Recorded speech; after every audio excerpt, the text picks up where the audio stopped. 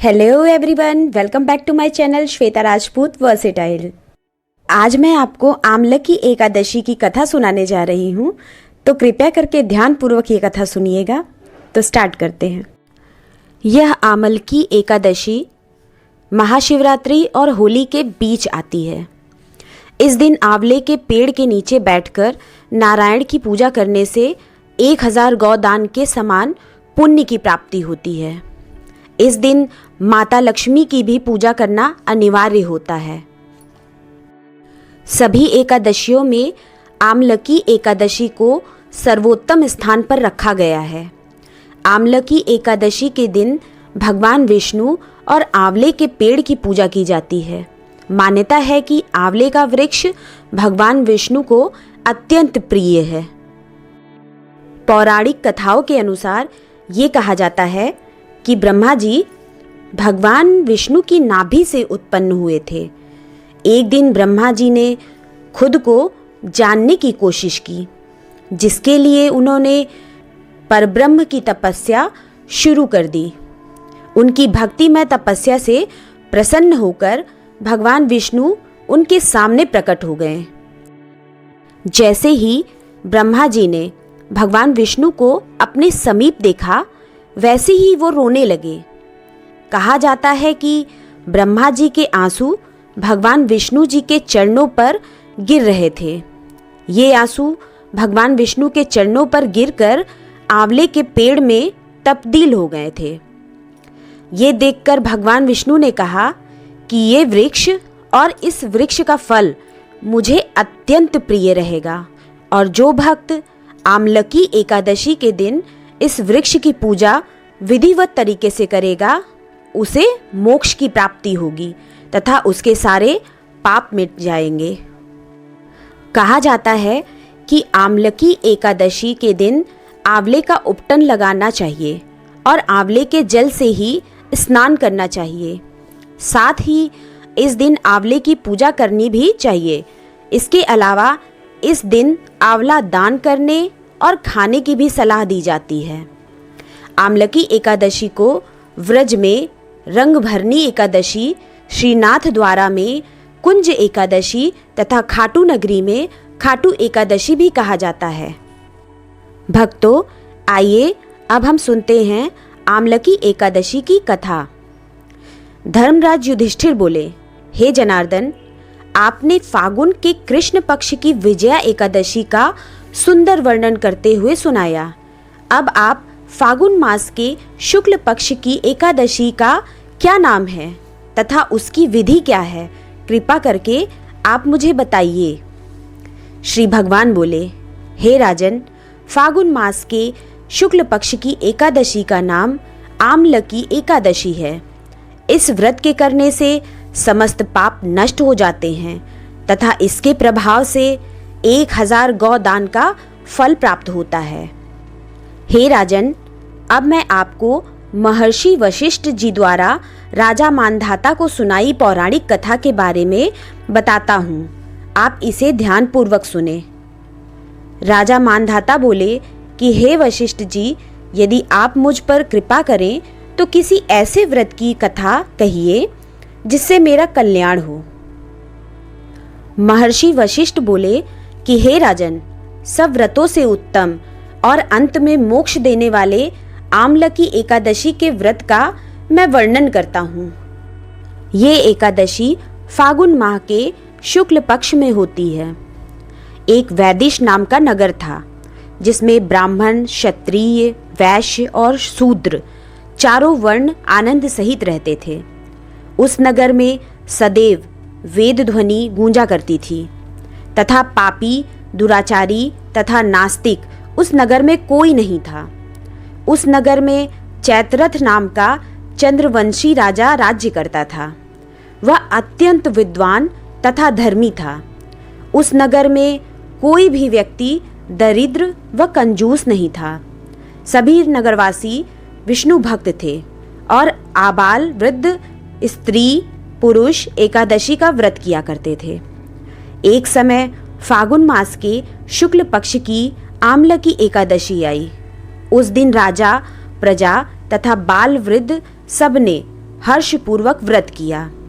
राजा अपनी प्रजा के साथ मंदिर में जाकर पूर्ण कुंभ स्थापित करके धूप दीप नैवेद्य पंचरत्न आदि से आंवले का पूजन करने लगे और इस प्रकार स्तुति करने लगे। हे धात्री, तुम ब्रह्म स्वरूप हो, तुम ब्रह्मा जी द्वारा उत्पन्न हुए हो और समस्त पापों का नाश करने वाले हो, तुमको नमस्कार है। अब तुम मेरा अर्घ्य स्वीकार करो।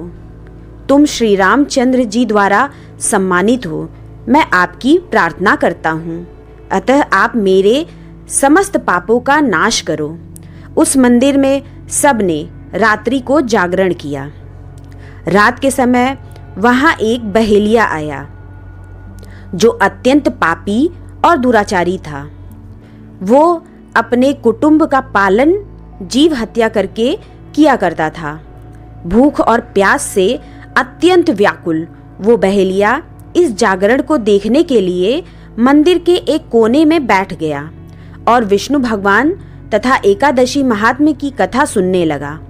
इस प्रकार अन्य मनुष्यों की भांति उसने भी सारी रात जाग कर बिता दी। प्रातःकाल होते ही सब लोग अपने घर चले गए तो बहेलिया भी अपने घर चला गया। घर जाकर उसने भोजन किया। कुछ समय बीतने के पश्चात उस बहेलिये की मृत्यु हो गई। मगर उस आमलकी एकादशी के व्रत तथा जागरण से उसने राजा विदुरथ के घर में जन्म लिया और उसका नाम वसुरथ रखा गया। युवा होने पर वो चतुरांगिनी सेना के सहित तथा धन धान्य से युक्त होकर 10,000 ग्रामों का पालन करने लगा। वो तेज में सूर्य के समान, कांति में चंद्रमा के समान, वीरता में भगवान विष्णु के समान और क्षमा में पृथ्वी के समान था। वो अत्यंत धार्मिक, सत्यवादी, कर्मवीर और विष्णु भक्त था। वो प्रजा का समान भाव से पालन करता था। दान देना उसका नित्य कर्तव्य था। एक दिन राजा शिकार खेलने के लिए गया। दैव योग से वह मार्ग भूल गया और दिशा ज्ञान न रहने के कारण उसी वन में एक वृक्ष के नीचे सो गया। थोड़ी देर बाद पहाड़ी म्लेच्छा वहां पर आ गए और राजा को अकेला देखकर मारो मारो शब्द करते हुए राजा की ओर दौड़े। म्लेच्छ कहने लगे कि इसी दुष्ट राजा ने हमारे माता पिता, पुत्र, पौत्र आदि अनेक संबंधियों को मारा है तथा देश से निकाल दिया है, अतः इसको अवश्य मारना चाहिए। ऐसा कहकर वे म्लेच्छ उस राजा को मारने दौड़े और अनेक प्रकार के अस्त्र शस्त्र उनके ऊपर फेंकने लगे। वे सब अस्त्र शस्त्र राजा के शरीर पर गिरते ही नष्ट हो जाते और उनका वार पुष्प के समान प्रतीत होता। अब उन म्लेच्छों के अस्त्र शस्त्र उल्टा उन्हीं पर प्रहार करने लगे, जिससे वे मूर्छित होकर गिरने लगे। उसी समय राजा के शरीर से एक दिव्य स्त्री उत्पन्न हुई। वो स्त्री अत्यंत सुंदर होते हुए भी उसकी भृकुटी टेढ़ी थी। उसकी आंखों से लाल लाल अग्नि निकल रही थी, जिससे वो दूसरे काल के समान प्रतीत होती थी। वो स्त्री म्लेच्छों को मारने दौड़ी और थोड़ी ही देर में उसने सब म्लेच्छों को काल के गाल में पहुंचा दिया। जब राजा सोकर उठा तो उसने म्लेच्छों को मरा हुआ देखकर कहा कि इन शत्रुओं को किसने मारा है? इस वन में मेरा कौन हितैषी रहता है? वो ऐसा विचार कर ही रहा था कि आकाशवाणी हुई, हे राजा, इस संसार में विष्णु भगवान के अतिरिक्त कौन तेरी सहायता कर सकता है? इस आकाशवाणी को सुनकर राजा अपने राज्य में आ गया और सुखपूर्वक राज्य करने लगा। महर्षि वशिष्ठ बोले कि हे राजन, यह आमलकी एकादशी के व्रत का प्रभाव था। जो मनुष्य इस आमलकी एकादशी का व्रत करते हैं वे प्रत्येक कार्य में सफल होते हैं और अंत में विष्णु लोक को जाते हैं। तो भक्तों, यही मैं कथा समाप्त करती हूँ। तो आप लोग बोलिए जय श्री हरि, जय माँ लक्ष्मी। भक्तों, ये कथा आपको कैसी लगी हमें कमेंट करके ज़रूर बताइएगा और लाइक शेयर करना बिल्कुल मत भूलिएगा।